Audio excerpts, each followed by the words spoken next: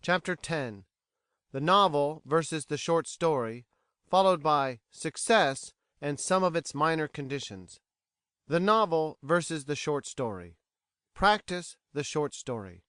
The beginner in fiction often asks, is it not best to prepare for novel writing by writing short stories? The question is much to the point, and merits a careful answer. First of all, what is the difference between a novel and a short story? The difference lies in the point of view. The short story generally deals with one event in one particular life.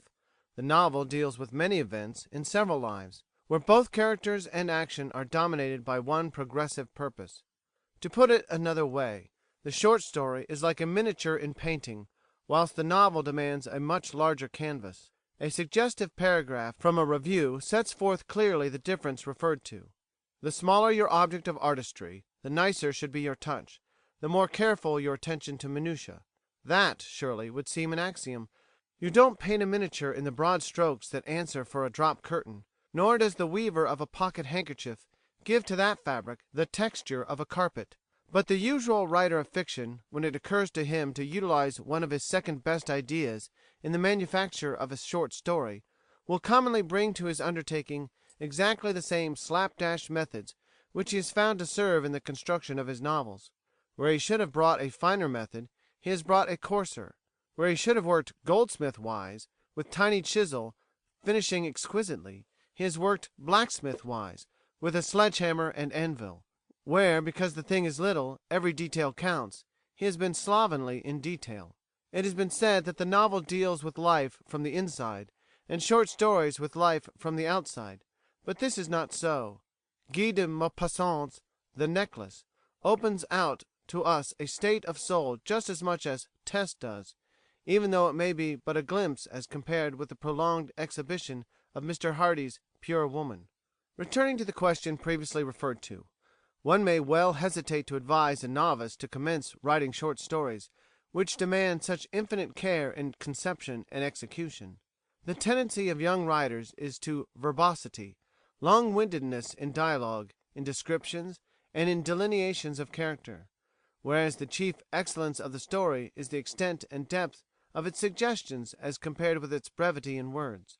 Should not a man perfect himself in the less minute and less delicate methods of the novel before he attempts the finer art of the short story? There is a sound of good logic about all this, but it is not conclusive. Some men have a natural predilection for the larger canvas, and some for the smaller, so that the final decision cannot be forced upon anyone on purely abstract grounds. We must first know a writer's native capacity before advising him what to do. If you feel that literary art on a minute scale is your forte, then follow it enthusiastically and work hard. If otherwise, act accordingly. But, after all, there are certain abstract considerations which lead me to say that the short story should be practiced before the novel. Take the very material fact of size. Have those who object to this recommendation ever thought of what practicing novel writing means? How long does it take to make a couple of experiments of 80,000 words each? A good deal, no doubt, depends on the man himself, but a quick writer would not do much to satisfy others at a rate of 160,000 words in 12 months.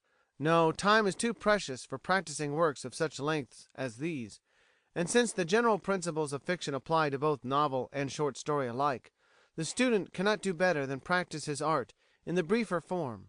Moreover, if he is wise, he will seek the advice of experts, and, a further base consideration, it will be cheaper to have 4,000 words criticized than a manuscript containing 80,000. Further, the foundation principles of the art of fiction cannot be learned more effectively, even for the purpose of writing novels, than in practicing short stories. All the points brought forward in the preceding pages relating to plot, dialogue, proportion, climax, and so forth, are elements of the latter as well as the former. If, as has been said, windiness is the chief fault of the beginner, where can he learn to correct that error more quickly? The art of knowing what to leave out is important to a novelist. It is more important to the short story writer. Hence, if it be studied on the smaller canvas, it will be of excellent service when attempting the larger. The attention to detail, the obliteration of the unessential, the concentration in expression, which the form of the short story demands, tends to be a beneficent influence on the style of fiction. No one doubts that many of the great novelists of the past are somewhat tedious and prolix. The style of Richardson, Scott, Dumas, Balzac, and Dickens, when they are not at their strongest and highest, is often slipshod and slovenly, and such carelessly worded passages as are everywhere in their works will scarcely be found in the novels of the future. The writers of short stories have made clear that the highest literary art knows neither synonyms, episodes, nor parentheses. Short story writers on their art. I cannot pretend to give more than a few hints as to the best way of following out the advice laid down in the foregoing paragraphs, and prefer to let some writers speak for themselves. Of course, it does not follow that Mr. Wedmore can instruct a novice in literary art simply because he can write exquisite short stories himself. Indeed, it often happens that such men do not really know how they produce their work. But Mr. Wedmore's article on The Short Story, in his volume called Books and Arts, is most profitable reading. Some time ago a symposium appeared in a popular journal on the subject How to Write a Short Story. Mr. Robert Barr could be no other than pithy in his recipe. He says, "It seems to me that a short story writer should act, metaphorically, like this. He should put his idea for a story into one cup of a pair of balances, and then into the other he should deal out words, 500, 1,000, 2,000, 3,000, as the case may be, and when the number of words thus paid in causes the beam to rise on which his idea hangs, then his story is finished. If he puts a word more or less he is doing false work. My model is Euclid, whose justly celebrated book of short stories entitled The Elements of Geometry will live when most of us who are scribbling today are forgotten. Euclid lays down his plot, sets instantly to work at its development, letting no incident creep in that does not bear relation to the climax, using no unnecessary word, always keeping his one end in view, and the moment he reaches the culmination he stops. Mr. Walter Raymond is apologetic. He fences a good deal, and pleads that the mention of short story is dangerous to his mental sequence, so much and so painfully has he tried to solve the problem of how one is written. Finally, however, he delivers himself one of these pregnant sentences: "Show us the psychological moment. Give us a sniff of the earth below, a glimpse of the sky above, and you will have produced a fine story. It need not exceed 2,000 words." The author of Tales of Mean Streets says, "The command of form is the first thing to be cultivated. Let the pupil take a story by a writer distinguished by the perfection of his workmanship none could be better than Guy de Maupassant and let him consider that story, apart from the book, as something happening before his eyes. Let him review mentally everything that happens, the things that are not written in the story as well as those that are, and let him review them, not necessarily in the order which the story presents them, but in that in which they would come before an observer in real life. In short, from the fiction let him construct ordinary, natural, detailed, unselected, unarranged fact, making notes if necessary as he goes. Then let him compare his raw fact with the words of the master. He will see where the unessential is rejected. He will see how everything is given its just proportion in the design. He will perceive that every incident, every sentence, and every word has its value, its meaning, and its part in the whole." Mr. Morrison's ideas are endorsed by Miss Jane Barlow, Mr. G. B. Burgin, Mr. G. M. Fenn, and Mrs. L. T. Mead. Mr. Joseph Hawking does not seem to care for the brevity of the short story methods. He cites 8 lines which he heard some children sing: "Little boy, pair of skates, broken ice, heaven's gates. Little girl, stole a plum, cholera bad, kingdom come." And remarks, "Many of our short stories are constructed on the principle of these verses. So few words are used that the reader does not feel he is reading a story, but an outline." Mr. Hawking has the British public on his side, no doubt, but the great British public is not always right, as he appears to believe. I think if the reader will study the short stories of Guy de Maupassant and Mr. Frederick Wedmore, and digest the advice given above, he will know enough to begin his work. Each experiment will enlarge his vision and discipline his pen, so that when he has accomplished something like tolerable success, he may safely attempt the larger canvas on the lines laid down in the preceding chapters. Success and some of its minor conditions. The truth about success. There are 2 kinds of success in fiction, commercial and literary, and sometimes a writer is able to combine the 2. Thomas Hardy is an example of the writer who produces literature and has large sales. On the other hand, there are many writers who succeed in one direction but not in the other. The works of Marie Corelli have an amazing circulation, but they are not regarded as literature, whereas such genuine work as that of Mr Quiller Couch has to be content with sales far less extensive. Now Thomas Hardy, Marie Corelli, and Quiller Couch have all succeeded, but in different ways. No doubt the reader would prefer to succeed in the manner of Hardy, but if he can't do it, he must be content to succeed in the best way he can. It is easy to talk about Miss Corelli's rot and bosh and highfalutin, but long columns of figures in a publisher's ledger mean something after all. They do not necessarily mean literary merit, delicate insight, or beautiful characterization.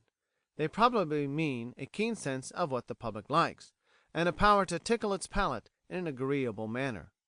Still, not every man or woman is able to do this, and although such a success may not rank as one of the first order, it is a success which nobody can gainsay. Literary journals have been instituting inquiries into the cases of men like Mr Silas Hocking and the Reverend E. P. Roe. Why have they a circulation numbered by the million? No inquiry is needed. They are literary merchantmen who have studied the book market thoroughly, and as a result they know what is wanted and supply it. Let them have their reward without mean and angry demur.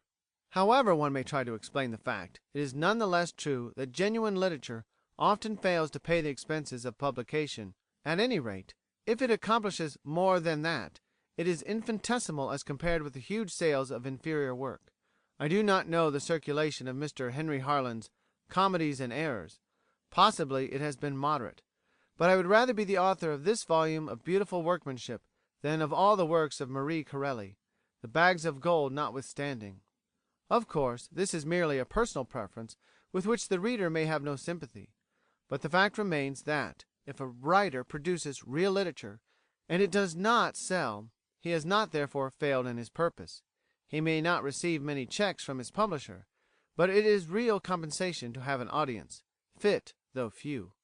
On the general question of literary success, George Henry Lewes says, "We may lay it down as a rule that no work ever succeeded even for a day but it deserved that success. No work ever failed but under conditions which made failure inevitable. This will seem hard to men who feel that, in their case, neglect arises from prejudice or stupidity. Yet it is true even in extreme cases, true even when the work once neglected has since been acknowledged superior to the works which for a time eclipsed it. Success, temporary or enduring, is the measure of the relation, temporary or enduring, which exists between a work and the public mind. Failure has a still more fruitful cause, namely, the misdirection of talent. Men are constantly attempting, without special aptitude, work for which special aptitude is indispensable. On peut être honnête homme et faire mal de vers. A man may be variously accomplished and yet be a feeble poet. He may be a real poet, yet a feeble dramatist. He may have dramatic faculty, yet be a feeble novelist. He may be a good storyteller, yet a shallow thinker and a slipshod writer. For success in any special kind of work, it is obvious that a special talent is requisite, but obvious as this seems when stated as a general proposition, it rarely serves to check a mistaken presumption. There are many writers endowed with a certain susceptibility to the graces and refinements of literature, which has been fostered by culture till they have mistaken it for native power, and these men, being destitute of native power, are forced to imitate what others have created. They can understand how a man may have musical sensibility and yet not be a good singer, but they fail to understand, at least in their own case, how a man may have literary sensibility, yet not be a good storyteller or an effective dramatist.